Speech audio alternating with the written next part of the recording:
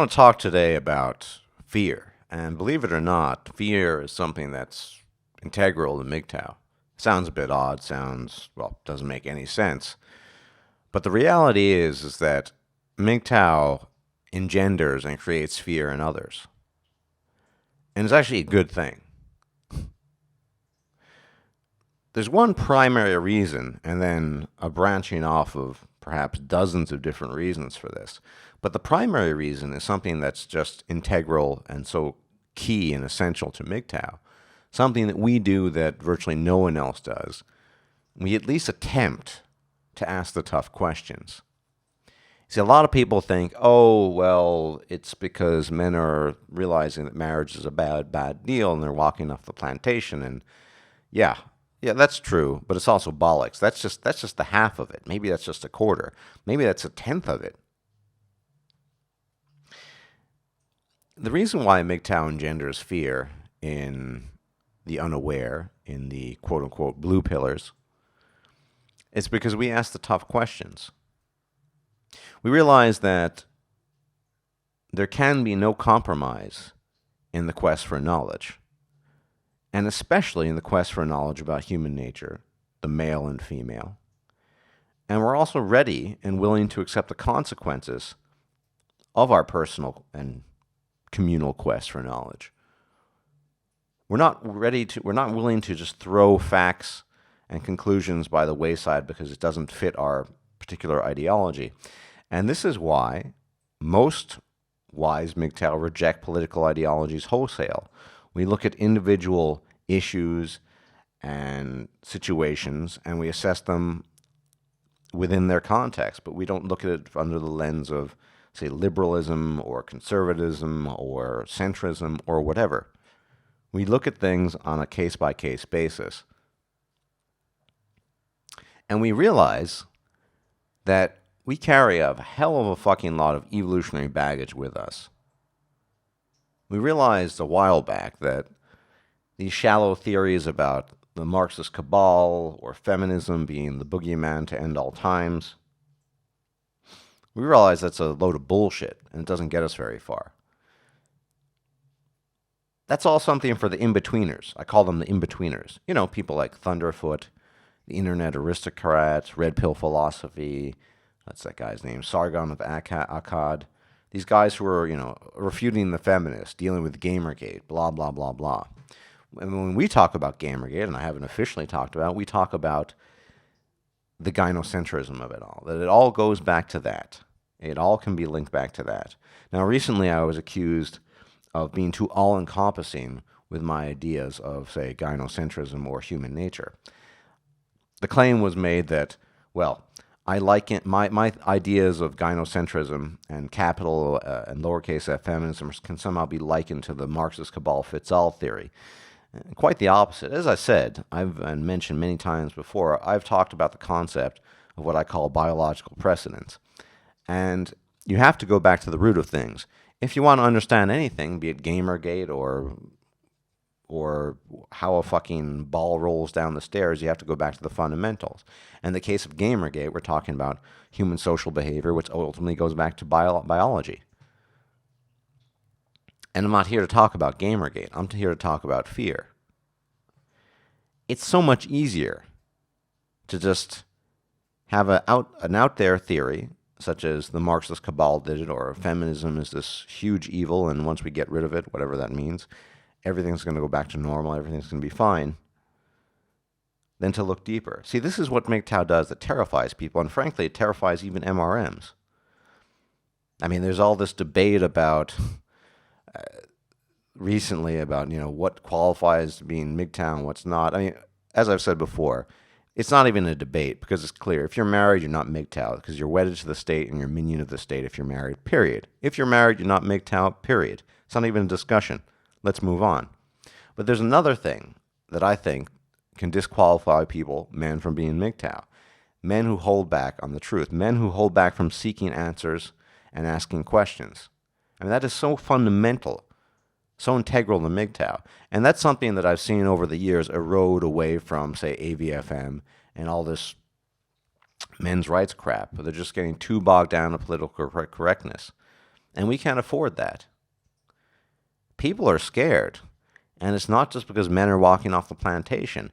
We're asking the tough questions, and we're reaching sometimes very unpleasant conclusions. But the fact is, those are the conclusions. What choice do we have but to accept? And oh, wait, we can put up a smokescreen, right? We can pretend. Let's do the adult fairy tale, right? We grow up as children absorbing fairy tales of all sorts and all kinds. And then we just, as adults, spend most of our time, from early adulthood until death, absorbing adult fairy tales about love and the special bond between the sexes. Whatever semi-working model we had in the past, it's not working anymore, and it's been talked about numerous times, so many times that there's no point in repeating it right now. But at this current juncture in time, as in late 2014 and onwards, and I'm not a prophet, nor am I a seer, it might be, maybe, I might be wrong, but it might be the case that the differences between the sexes are so profound, and particularly the way in which the sexes express themselves socially, politically, and on a societally wide level, that a reconciliation is impossible. Not of the sort dreamt of by quote-unquote MRMs and tradcons and other people who are, as I call them, the in-betweeners. They're sort of on the fence. They don't want to go the full mile. But what do we do if that's the case? I'm often accused of not having a solution, as if that were my obligation to have a solution. I can tell you guys one thing. Whatever your stripe might be you going your own way or something else entirely, if it's the case that given our current environment, given our modernity, given our tech, given our comfort, given our safety and levels of safeness, well, it might be that given this environment that we live in, it's no longer possible. It's possible to reconcile the difference between the sexes. I mean, let's face it. Men and women want profoundly different things. And the only thing we have in common with women in a general sense is our desire to replicate our genes, which, by the way, as all of you know, we go about in completely different ways. Whence the problem to begin with. So this is something that terrifies people who aren't going their own way. It's terrifying about MGTOW. We ask the tough questions, and sometimes we reach unpleasant conclusions. I mean, I think over the years, Barbara Ross and I have provided enough evidence to show you that there is no harmonious bond between the sexes. And certainly in this modern environment of give or take and government teat, even less so. So it's true that I don't have a solution, and I don't think I should have a solution to all these problems. I'm not here to build the family. I'm here to walk my own individual path and help men discover themselves and to understand the world. But I don't shrink back from the tough questions, nor do I shrink away or back from the tough conclusions. I can tell you guys one thing. Whatever the outcome of all of this in years to come, if there's going to be any sort of arrangement, and I suppose there will have to be some kind of arrangement between men or women, it's not going to be a good one unless it's made whilst taking into account all the circumstances for men and women. That is, objectively looking at the facts and how men and women interact with each other.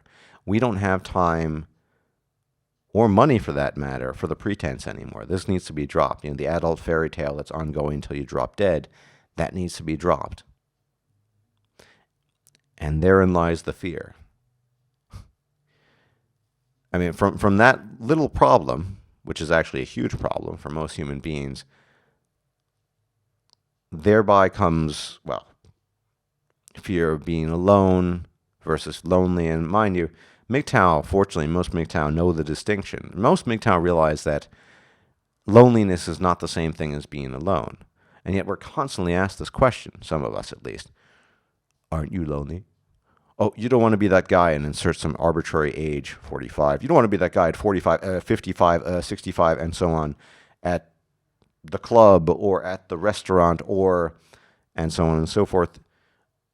Remember, guys, every time someone asks you that ridiculous question, they're not asking you the question, they're posing the question to themselves. We are just a mirror reflection of their fears as men go in our own way. Their fears. We've realized that loneliness and aloneness are completely distinct words with distinct meanings. You can be surrounded by throngs of people in some megacity like Tokyo or Seoul or London or New York, or for that matter, you can be hiking in the Adirondacks or the Catskills or the Highlands of Scotland, completely alone. Alone, but not lonely. You see, being alone is a physical state that cannot be avoided. And I would argue that whether you're surrounded by millions of people or no one, being alone is just a fundamental fact of human existence. Our thoughts are cut off from other people.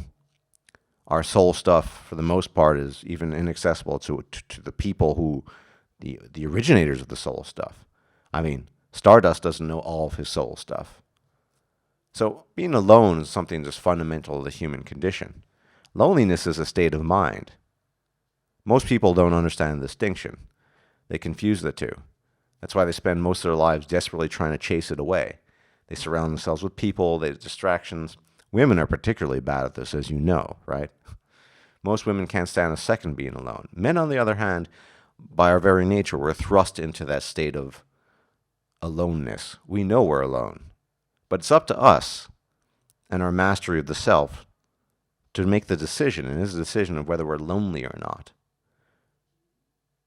In earlier incarnations of myself, many years ago, I might have stood at Piccadilly Circus or downtown New York or some Asian megacity like Seoul, and I might have felt lonely.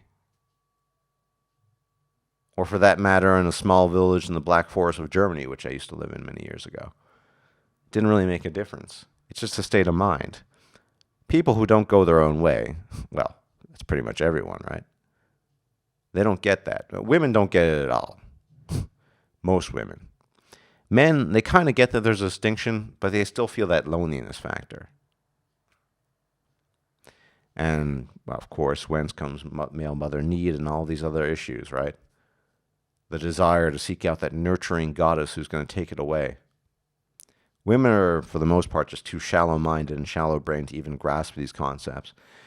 And besides, they're always surrounded by people anyway, so they have so much white noise and negative feedback in their heads that it never even occurs to them. Men have to struggle with this. So that's another reason to fear MGTOW, because we just turn the mirror back at people asking these questions. Aren't you lonely? No, you're the lonely one, and that's why you're asking me this ridiculous question to begin with. But much more fundamentally, I mean, MGTOW is the source of fear to people because we just ask these fucking questions that no one else is willing to ask.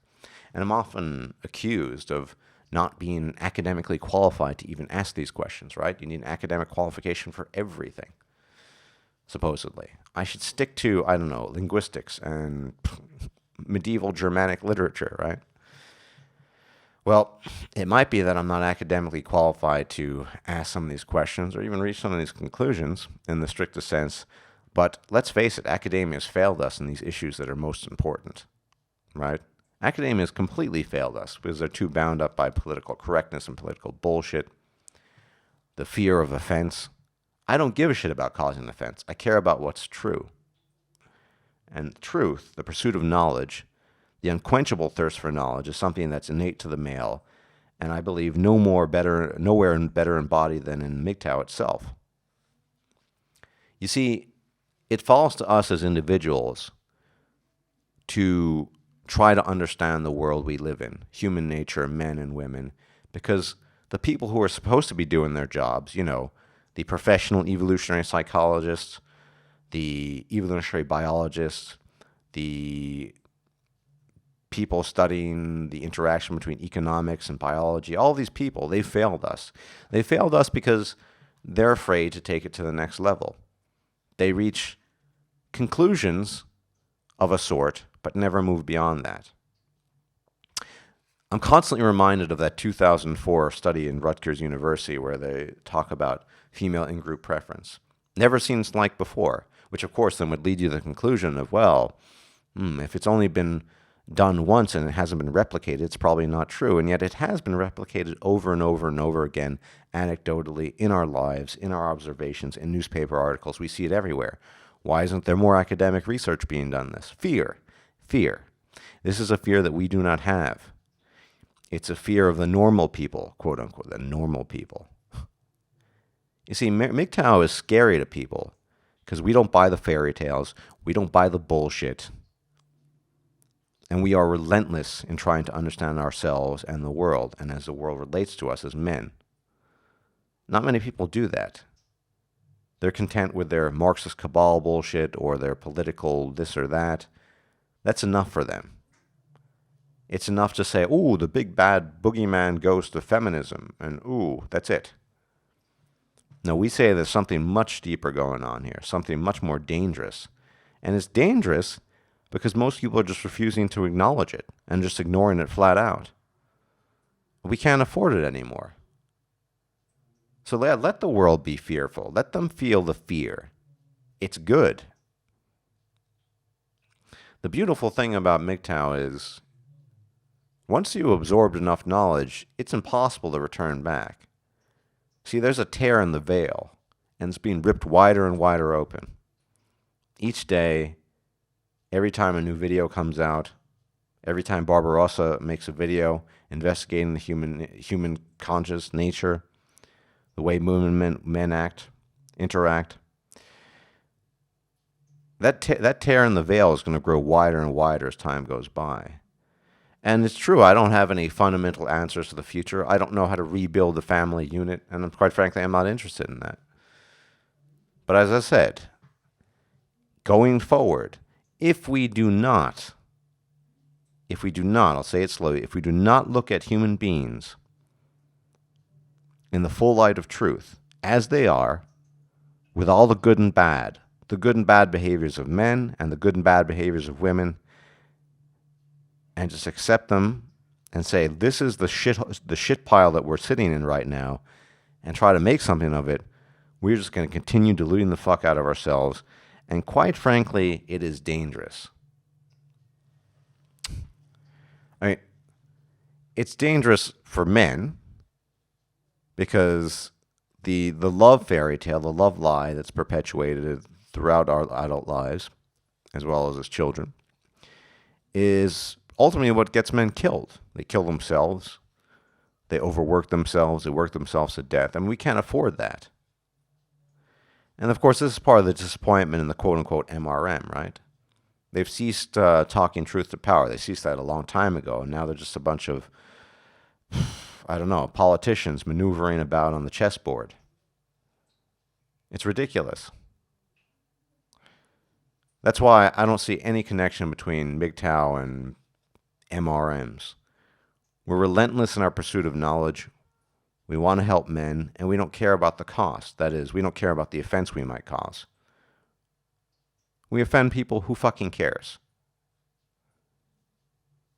Men need to know the truth. And frankly, the world needs to know the truth.